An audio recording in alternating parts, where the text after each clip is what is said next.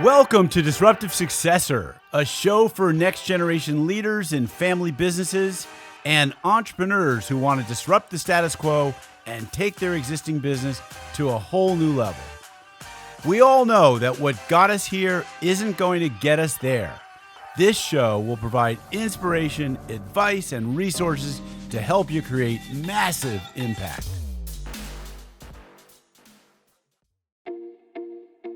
This podcast is sponsored by myself, Jonathan Goldhill, and my company, the Goldhill Group, where we provide coaching for growing companies. I'm Jonathan Goldhill, and my purpose is simple: to guide entrepreneurial leaders in family businesses towards more freedom and fulfillment. I want entrepreneurs to get clarity around the changes that will make them and their businesses more successful so they can experience the same freedom I've enjoyed in my life. Our proven practices challenge business owners to think differently about their business and how they're running it, and quite literally become game changers in our clients' companies. Learn more at thegoldhillgroup.com website, where you can schedule your free strategy session.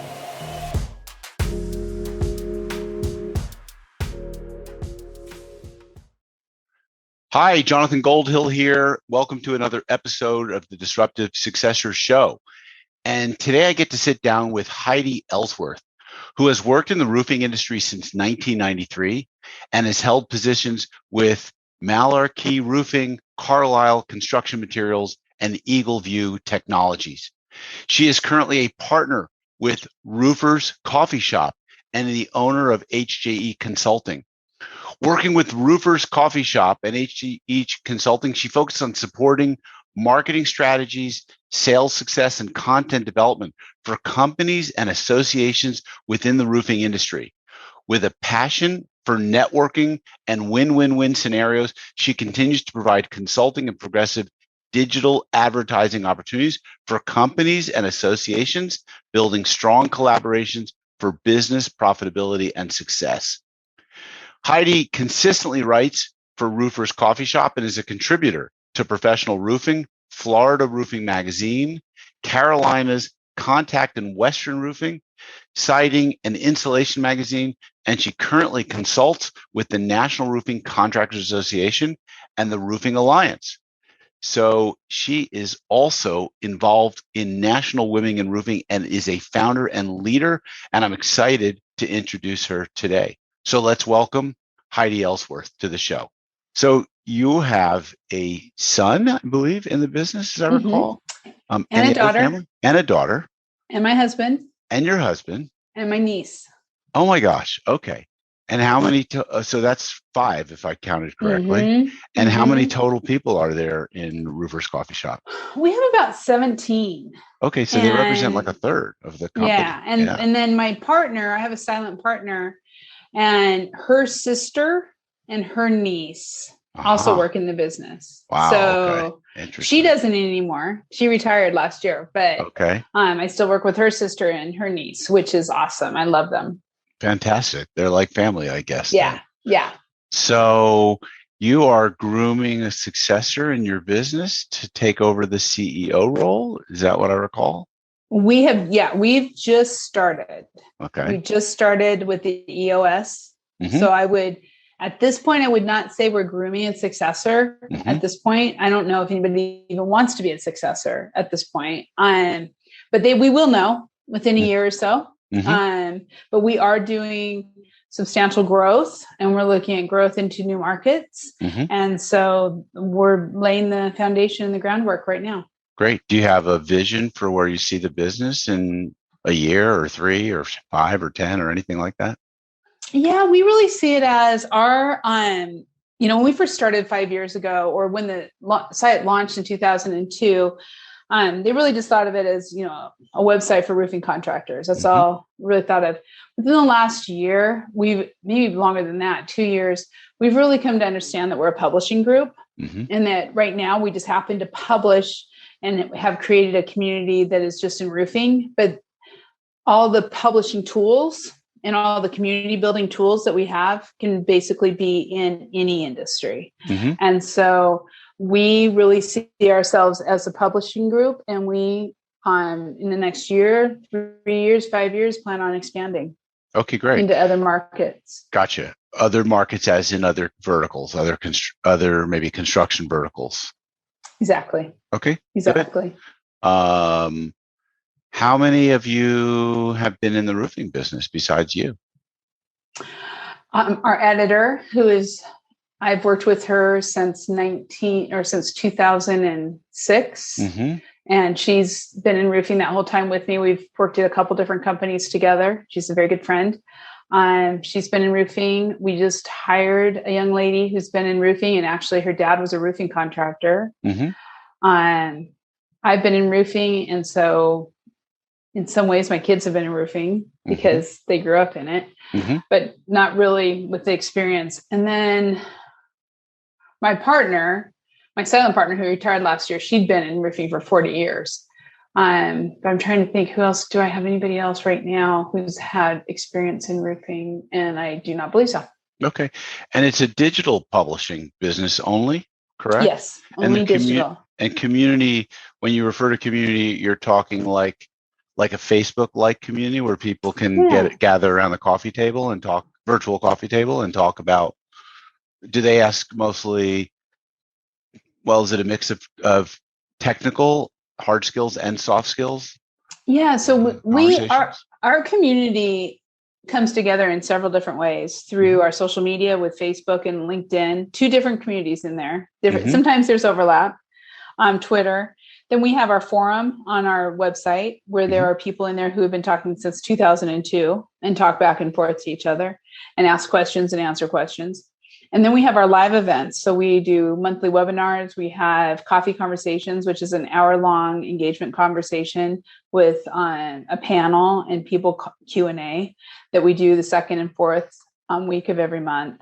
And so we get people who are interacting with us, whether it's comments or questions through written, whether it's listening to our podcasts, because we're on all podcast channels, or whether it's actually attending live online events and asking questions and be able to engage with people online. So a lot of what you and I are doing is how our community is going to the next level, where before it was just a lot of typing back and forth. Now it's this. Yep. Zoom, like interaction type stuff.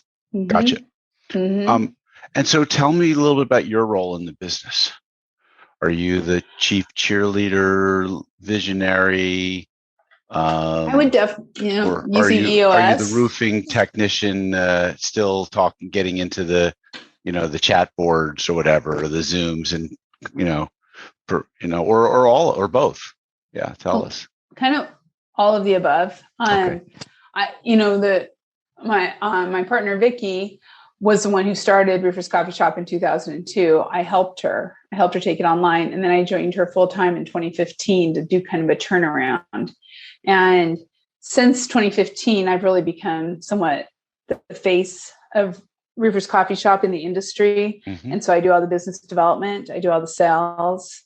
I do the creative for like where we're going next. And then I have this great team that brings all these creative ideas too. Like, we should be doing this. And we have so many young people and they're like, we need to do more multimedia or more podcasts, or we need to do different types of creative. And so I kind of help to nurture that feedback and those ideas and push them out. And then we have a team of what I don't do is almost as indicative as what I do, but what I try to do is stay out of the tactical and the day-to-day. And I am very customer facing and industry facing. Great. And leadership of the company. Great. So you're implementing EOS, you were starting to say, and tell me why. Is that because you want to make sure people understand what the accountability chart looks like and where the vision is going, and let's have weekly meetings with scorecards and priorities and get clear on what everyone's supposed to be doing? And is that kind of sum it up? Yeah, it really does. But it's interesting because before my business partner retired, really we ran the business as a partnership, the two of us. So when we first started in 2015, when I joined, there was like one other person, but it was Vicky, myself, and one other person. And then, so we made the business plans, we had the visions, we, met weekly, and we had reviewed our business plan and our goals and reaching those goals, just the two of us. And when she retired and I brought on more people and this really what I think phenomenal team of generational talent, we realized that the plans and the business plans and the vision we had before had to evolve, if not totally change. Mm-hmm. And so we're starting fresh. We're just like, I've shown them the business plans that we did for the last 5 years, but as far as I'm concerned, we're starting fresh with core values, with core focus, with 10-year target, with our yearly, 3-year, 5-year, and then taking it down to level 10 meetings and scorecards and rocks and all that good stuff. So we are at the very beginning, and I kind of want it, it's sometimes hard as a leader, I think, to kind of suck it up and say, okay, what do you all want to do? But we are going through the exercise because I think it's going to make us a much stronger company. And it's also going to allow me to go on and do other things. Fantastic. So you talked about some challenges in the business and or the family. And the first couple you listed were respect and empowerment, which almost sounds like they could be core values in your business. Can you speak to what's the backstory on those words, respect and empowerment? I actually have a really, I think, great story from when our kids were young. James, who's our oldest, who's in the business, and then Megan, who's our youngest. We have two. Who's also in the business.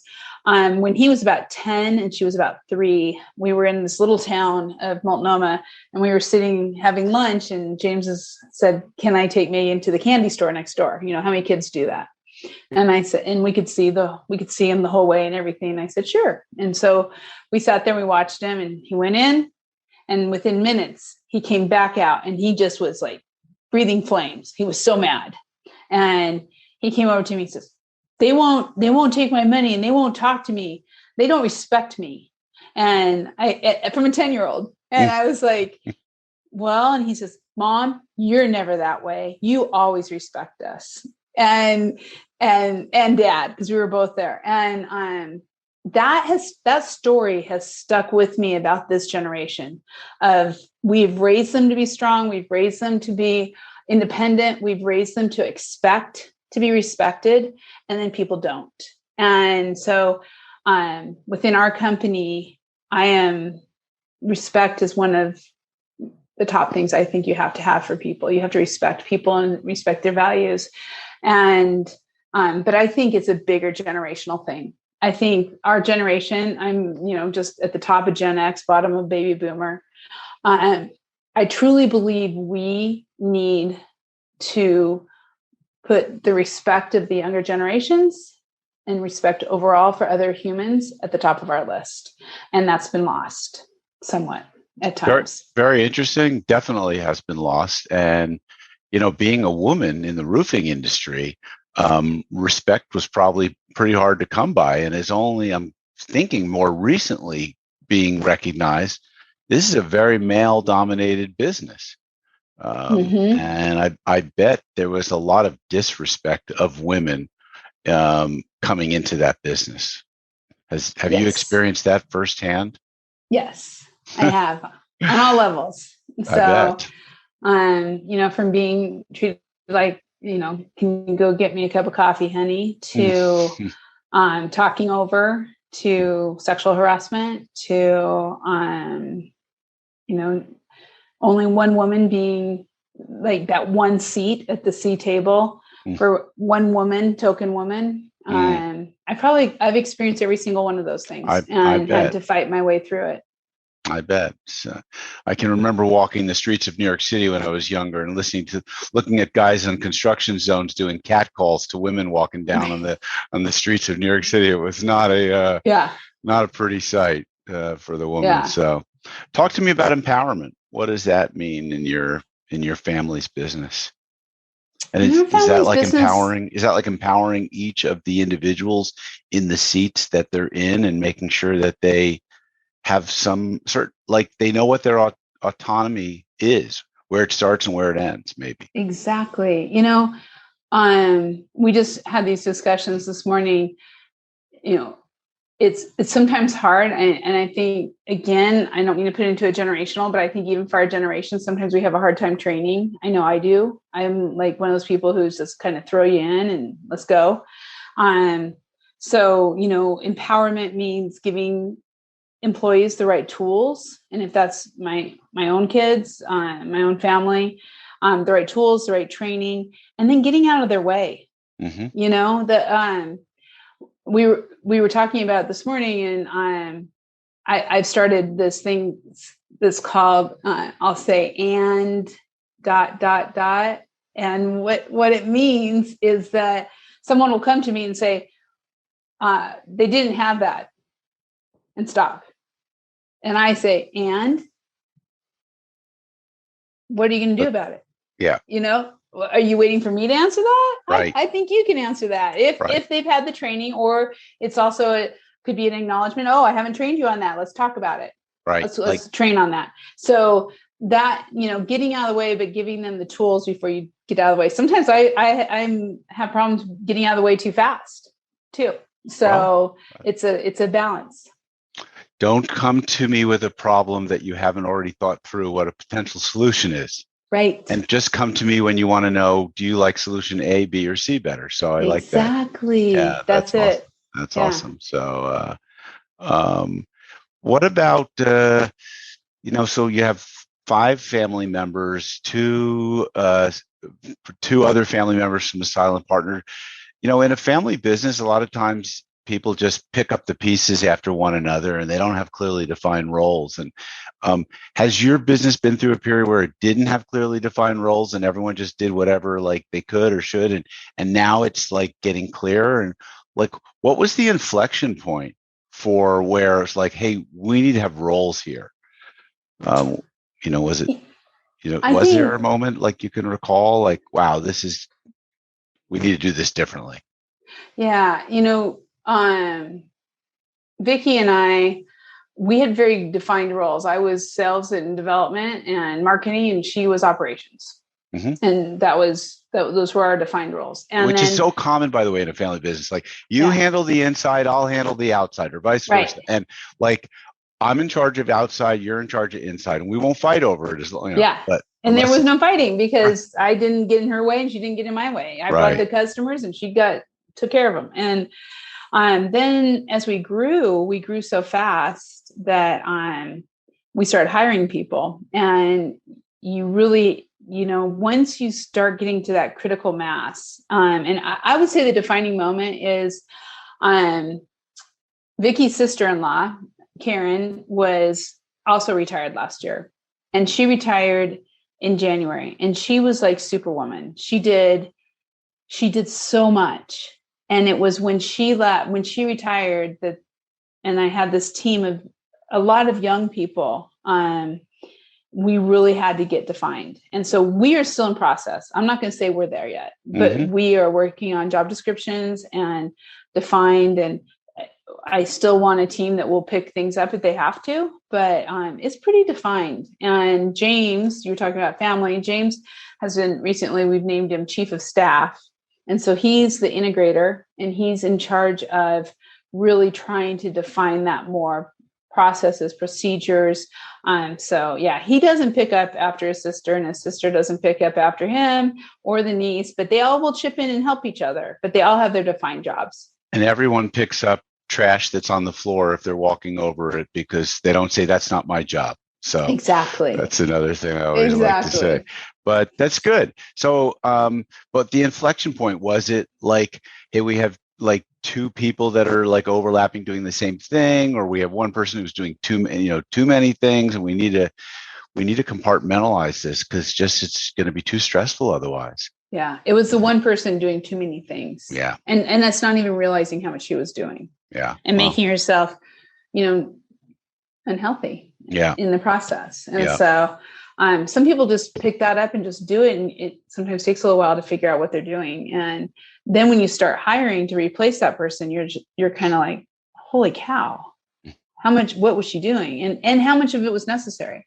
And not that it wasn't necessary at the time, but as you evolve with different people, things change. And if you're still doing the same things you were doing 6 months or a year ago, they may not be necessary today. So it's a constant evaluation of, are we being as productive as we can in creating the highest customer experience? Yeah. So I'm sure you talk to a lot of roofers in your business. How many roofers are members of your organization? Is it more of an open, I don't know if it's a membership or subscription base? It's open and subscription. We do both. Okay. So open wise, we had about 190,000 unique visitors in the last year to our site. Wow. We are anywhere between 15 and 20,000 a month, depending on the time of year. Wow. And we have a membership that we just launched, and we're closing in on 50 companies as members, and that's growing every day. That's fantastic. So my real question is what are the top conversations around the coffee table or the water cooler? Is it around, technical stuff in the trades? Is it around how to lead? Is it around what kind of processes people are putting into place? Is it profitability, which probably is the last thing people will talk about? Is it around family issues? I mean, what are some of the top conversations around the water cooler or the coffee table? It kind of depends. You have short term and you have ongoing. And so short term is material shortage and material pricing right now is hot. Sure. That's all anybody's talking about. People shortage too? What about ongoing is the labor shortage, and that's been for many years. Yes. And it's getting worse. Mm-hmm. And so that includes recruiting, retainment, culture. That's a lot of conversations around that. Like, how do you recruit? How are you recruiting from outside the industry? How are you getting more kids into vocational school? How are we getting more kids to go into roofing once they've been in vocational school? Yeah. Those, I would say, labor is a big one. That particular topic is really interesting. As you know, I'm working with a company that is in not a huge population center. And it seems as though those companies really struggle even more because there's just a dearth of talent to draw from, as opposed to being in San Jose or being in, Los Angeles or someplace like that, where there's tons of talent. But then we also have the challenge of the talent wanting to go into things like tech or digital. They don't want to go into, it's working on a hot tin roof, so to speak. Yeah. So what is being done by industry players, to drive people into the trades? Where do you see that going? From the very top, the National Roofing Contractors Association, to every local roofing contractor, to the media, publishing groups like us, everyone's talking about it, as in talking about it and then doing something. So before, no one talked about roofing, right? It was just like what you said with the cat calls. Roofing did not have a great reputation. Right. That has changed a lot especially over the last 5 to 10 years. And so we're telling the stories about the quality. In Europe, if you are a master roofer, you are like at the top. You're like a doctor. That is just highly respected. We do not have that in the U.S. And so we're starting with kids. Fairs for kids, little kids coming in to learn about the trades, vocational schools. Roofing is getting involved with Let's Build with Women, with Habitat for Humanity, all of these different programs that are talking about roofing. So it's a real long-term strategy because it's going to take some time. Roofing is now, you would think we'd already have been in construction management schools, but that just happened in the last 5 to 10 years. Wow. So we're catching up to the engineers and the electricians and everybody else. And so that's really long-term strategy, but short-term strategy is about the community, getting to understand and know your community better. So like in those rural areas, it's fun because we talk about FFA and 4-H. We talk about high school shop class, talk about how to get in there and get them to be, sponsoring baseball teams so that they know who this roofing company is. In the larger metropolitans, a lot more about the big vocational schools, community colleges. And then of course, immigration is always a we're always on a larger level in DC, we're advocating for increased immigration because we just don't have enough people to do, even if we got every single person out there, we would not have enough people. Understand the subject too well because I've been working with landscape companies since 2005, so 15 years or so. And yeah, they suffer similar problems. And so one of the solutions that we've done with one of my clients and the roofing company I'm working with is starting to create some kind of a program for training at the local, technical training college or that's in the area or school or whatever they can get their hands on. So, so you can get people into internships and job training programs. So that's great. That's fantastic.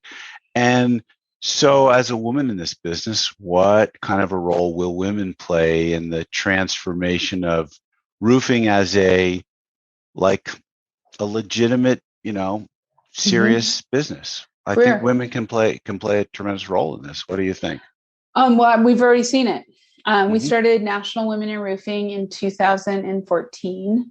And before that, there were the token women. I mean, I was one of them. We were we saw each other, we knew about each other, but we were just such a small percentage within the industry. And we were friends. We'd see each other in trade shows and all those kind of things. When we started, and it came from meeting up at trade shows and talking about this, that we started National Women in Roofing in 2014. Since that time, we have a network of over 2,000 plus women who have a full directory, can find each other, can talk, can help each other out. Women who own businesses, women who are at the C-level in major corporations, women who work on the roof, women who work in distribution, truck drivers, you name it. From every single part of the roofing industry there, we are finding the women who are involved or helping them get involved, bringing them into the industry. And that's going to change things. That already, you really don't want to go work someplace where you don't see someone who looks like you. And so that's been a big, huge part of the recruitment and retention is minorities, including gender, ethnicity, sexual orientation, all of those things, getting that accepted and respected in the roofing industry, which has predominantly been male, white, except for then we would have like this 30% of amazing Latino workers who never get recognized. So it's been, that has changed. And it's just today I was on a diversity meeting. We are not stopping, and that's going to change. And I believe that's what's going to help the labor shortage. And it's also what is going to finally bring roofing to the final respect that it needs when everyone's involved. I think that's great. I remember when I joined an economic development firm out of business school after getting my MBA, and I think there were three of us named John that were building this organization. And the John who was going to be the president, not me, but this other John, had written a business plan for a Latino family-owned roofing business that was just down the street. And I've watched them grow, and I've hired them to do work on my roof at my house. And it was great to see a family business like this. There are so many family businesses in the trades. They tend to dominate the unsexy industries. Family businesses are not in tech or software or SaaS, for the most part. They're in the trades. And I think, what's great about family businesses is they really bring a lot of longevity to businesses. They bring loyalty to the other members who are in the business. And they have an eye towards sustainability because of their family first focus.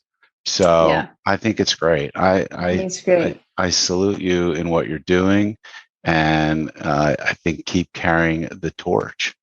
John, one last thing I would say about family businesses, and especially when you're hiring your kids. And I was just having this conversation with Les Birch from Sashco, which makes sealants, and it's also a family-owned business. But I thought he said something just so true, is how important it is to let the family come to you, right? If you are running a strong business with good culture and they see that, they will come to you if that's what they want to do. Our youngest, Megan, who we talked about earlier, is a singer-songwriter. I don't expect her to stay long-term, but she'll always be there helping us. But she's going to have a career in music. But yet she had this great place to learn multimedia and podcasts and bring her music to the coffee shop. And so to me, James was in politics long before he said, hey, I'm interested. I'd like to come work in business with you. So I don't know. I think I grew up in a family that was the trades. My dad was a general contractor. There were a couple times and he was later a rancher, that I felt pressured to be a part of that. And I never did it because of the pressure. So I think letting them come to you and showing respect for that decision makes a huge difference. Well, and that speaks to the value of respect and empowerment and to who you are as a leader. So Heidi, I again, I applaud you. I think that's great. Nobody wants to be told what to do, especially a millennial. No. But probably as a Gen Xer, you didn't like it either. And I know and I wasn't big on it. No, we were fighting it too as baby boomers. So, all right. Well, this was a great conversation. Thank you very much. Very much. This podcast is sponsored by myself, Jonathan Goldhill, and my company, the Goldhill Group, where we provide coaching for growing companies. I'm Jonathan Goldhill, and my purpose is simple: to guide entrepreneurial leaders in family businesses towards more freedom and fulfillment. I want entrepreneurs to get clarity around the changes that will make them and their businesses more successful so they can experience the same freedom I've enjoyed in my life. Our proven practices challenge business owners to think differently about their business and how they're running it, and quite literally become game changers in our clients' companies. Learn more at thegoldhillgroup.com website, where you can schedule your free strategy session.